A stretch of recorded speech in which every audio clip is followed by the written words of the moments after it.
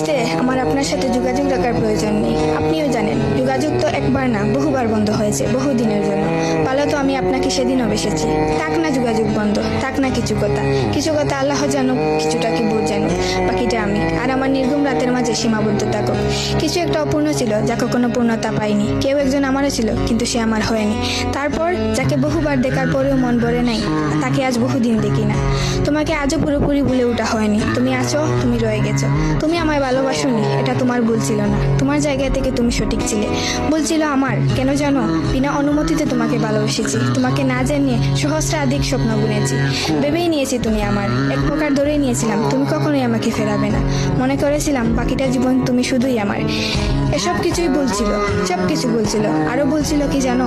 আমি বোধহয় জানতাম তুমি ঘৃণা করতে পারো না, তুমি অবহেলা করতে জানো না, তুমি তুচ্ছ তাচ্ছিল্য করতে জানো না, তুমি অসহায় করে দিতে জানো না।